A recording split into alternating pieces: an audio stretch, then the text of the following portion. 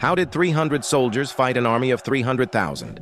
This was the Spartans at the Battle of Thermopylae. To understand the significance of the Battle of Thermopylae, we must first set the stage.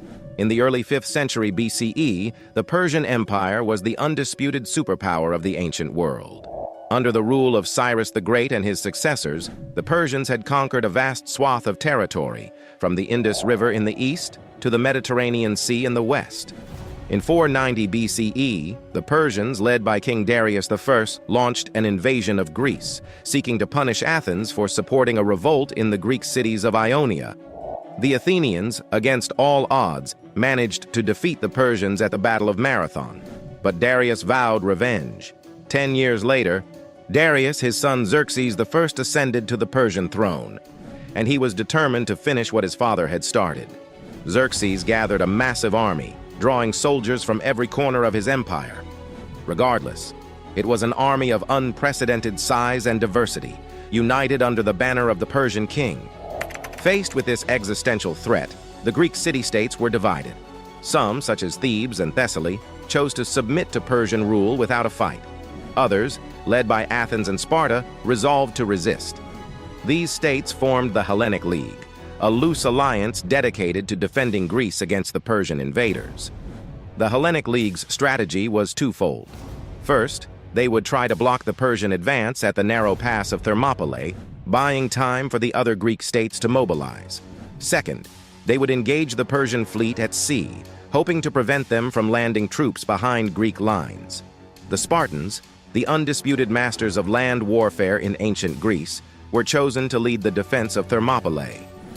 The Spartan king, Leonidas I, selected 300 of his best warriors, all of whom had sons to carry on their family lines. These 300 were accompanied by a few thousand allied troops from other Greek states, but there was no question that the Spartans were the backbone of the defense. Now let's take a moment to appreciate just how badass the Spartans were. Sparta was a unique society in ancient Greece, one that was entirely geared towards producing the perfect soldier. From the moment a Spartan boy was born, he was subjected to a brutal training regimen designed to weed out the weak and forge the strong.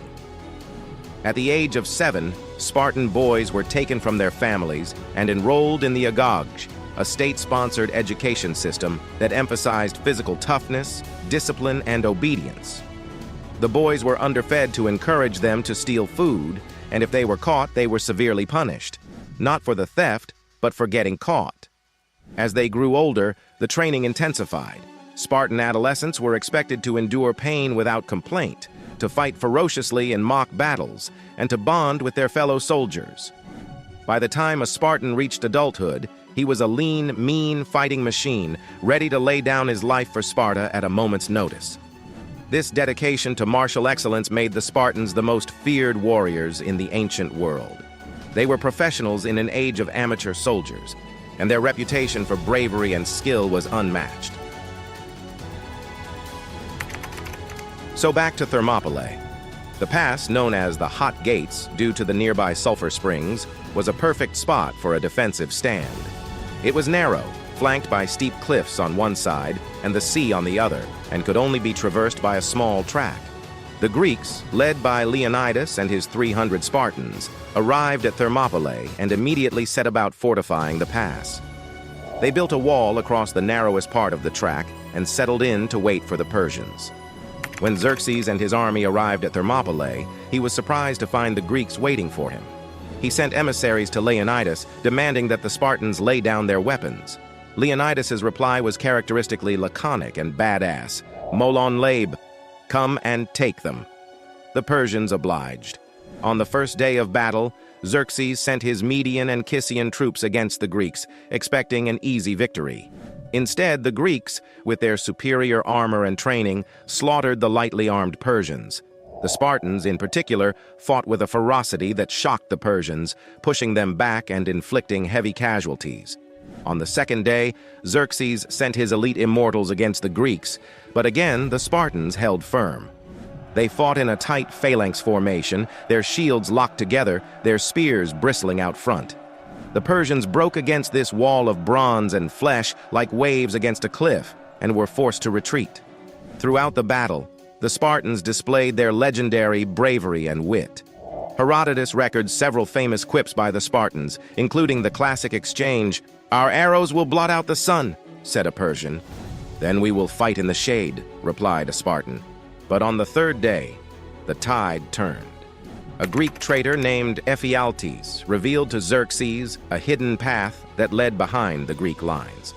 Leonidas, realizing that his position was compromised, made a fateful decision. He ordered the bulk of the Greek forces to retreat, while he and his 300 Spartans, along with a contingent of Thespians and Thebans, would stay behind to cover the withdrawal. What followed was one of the most famous last stands in military history. Leonidas and his men, knowing they were doomed, fought with a fury born of desperation. They abandoned their defensive positions and charged into the heart of the Persian army, seeking to inflict as many casualties as possible before they fell. And fall they did, but not before they had written a legend in blood and bronze. The Spartans fought to the last man, their bodies piling up in the narrow pass. Leonidas himself fell in the thick of battle, a fitting end for a warrior king.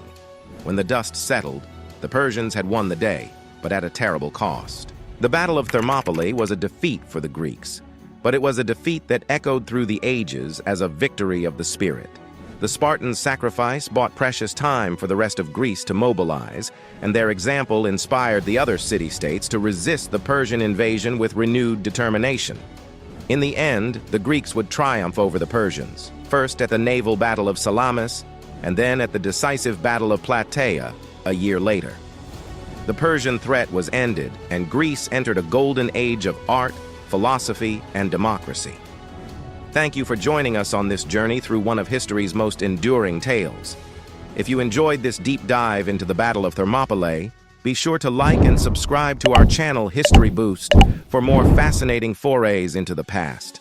Until next time, keep learning, keep growing, and keep seeking out the stories that make us who we are.